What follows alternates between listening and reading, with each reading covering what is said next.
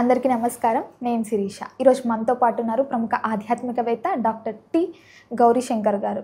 గురుగారితో మాట్లాడదాం. గురుగారు నమస్కారం. నమస్కారం అమ్మా. గురుగారు, ధనత్రయోదశి అయిపోగానే నరక చతుర్థి. సో నరక చతుర్థి పూజా విధానం ఏంటి గురుగారు?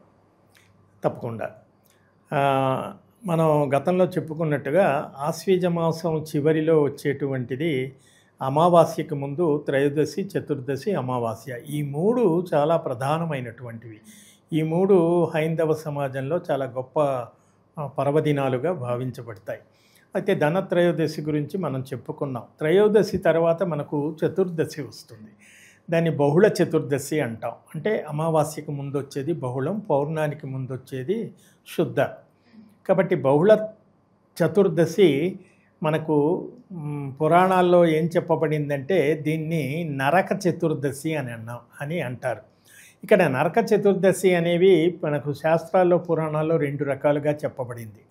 నరక చతుర్దశి అంటే నరకుడు అనేటువంటి ఒక రాక్షసుడు ఉండేవాడు. ఆ నరకుడు నరకాసురుడు అనేటువంటి రాక్షసుడు పూర్వం పురాణాల్లో చెప్పిన కథ. పూర్వం వైకుంఠంలో శ్రీ మహావిష్ణువు దగ్గర ద్వారపాలకులుగా ఉన్నటువంటి జయ విజయులు వాళ్ళు శాపానికి గురైపోయి మళ్ళీ వాళ్ళు రాక్షస జన్మ ఎత్తుతారు.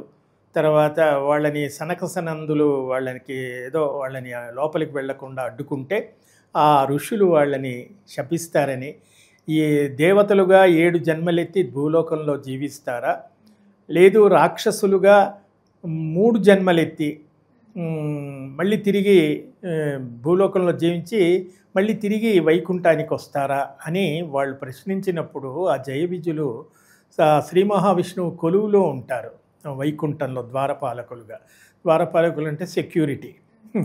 అయితే ఆ జయ విజయులు అంటారట, 7 జన్మలంటే చాలా పెద్ద సమయం, డ్యూరేషన్. కాబట్టి 7 జన్మలు మేము భూలోకంలో ఉండాలి అంటే చాలా కష్టం. అంటే దేవతలుగా మంచివాళ్ళుగా 7 జన్మలు ఉండటం కంటే చెడ్డవాళ్ళుగా, రాక్షసులంటే చెడ్డవాళ్ళు, దేవతలంటే మంచివాళ్ళు. కాబట్టి చెడ్డవాళ్ళుగా మేము రాక్షసులుగా 3 జన్మలు ఉంటే చాలా క్విక్గా తొందరగా మళ్ళీ వచ్చి ఆ భగవంతుని సేవ చేసుకునే అదృష్టం మాకు వస్తుంది. కాబట్టి మేము 3 జన్మలే మాకు కావాలి అని కోరుకున్నారు అని అంటారు. సరే అంటే ఆ 3 జన్మలు ఏమిటంటే హిరణ్యాక్షుడు, హిరణ్యకశిపుడు, జయ విజయులు ఇద్దరు అన్నదమ్ములు, అది ఒక జన్మ. తర్వాత రావణ కుంభకర్ణులని మరొక జన్మ, శిశుపాలు దంతవక్రులని మరొక జన్మ. ఇవి కూడా దశావతారాలతో ముడిపడి ఉంటాయి. హిరణ్యాక్షుడు, హిరణ్యకశిపుడు అనేటప్పటికీ వరాహ అవతారం, నరసింహ అవతారం. తర్వాత రావణ కుంభకర్ణులు అనేటప్పటికీ రామావతారం, అది 4 అవతారాలు, ఇది 7వ అవతారం. తర్వాత శిశుపాల దంతభక్తులు అనేటప్పటికీ కృష్ణావతారం, 8వ అవతారం. ఇట్లా వాటికి ఒక లంకె ఉంటుంది. అయితే వాళ్ళు ఈ రాక్షస జన్మని కోరుకుంటారు. అలా వాళ్ళు భూమి మీద జయ విజయులు ఇద్దరు కూడా హిరణ్యాక్షుడు, హిరణ్యకశిపుడుగా జన్మిస్తారు. ఆ హిరణ్యాక్షుడు అనేటువంటి వాడు పెద్దవాడు. రాక్షసులంటే వాళ్ళ పని ఏంటి? మంచివాళ్ళని బాధించడం, ఋషులు వాళ్ళ దేవతల్ని హింసించడం, అలాంటి వాళ్ళు. అంటే ఇప్పుడు మనం చెప్పుకోవాలి అంటే ఇప్పుడంతా ఈ రౌడీ మూకలు వీళ్ళు ఉంటారే, అలాంటిదన్నమాట. వాళ్ళు ఏం చేస్తారు, అతను భూదేవిని, భూమి ఒక దేవతగా భావిస్తాం, భూదేవిని చెరపట్టి ఎక్కడో బంధిస్తాడట. ఎవరు? ఆ హిరణ్యాక్షుడు అనే రాక్షసుడు. అప్పుడు దేవతలంతా శ్రీమన్నారాయణుని వేడుకుంటే ఆయన మళ్ళీ వరాహావతారం ఎత్తి ఆయన ఒక రాక్షసుడు భూదేవిని బంధించి ఒక కోటలో పెడతాడట. ఎవరు ఆ కోటలోకి ప్రవేశించడానికి వీలు లేకుండా. ఈ నరక చతుర్దశి వెనకున్న కథ గురించి నేను చెప్తున్నానమ్మా. అప్పుడు ఎలా ఆ కోటలోకి వెళ్ళేది అంటే వరాహం అంటే మామూలుగా చెప్పాలంటే పంది. వరాహావతారం ఎత్తి భగవంతుడు అందులోకి వరాహం అంటే 2 కోరలు ఇలా ఉంటాయి, 2 పళ్ళు.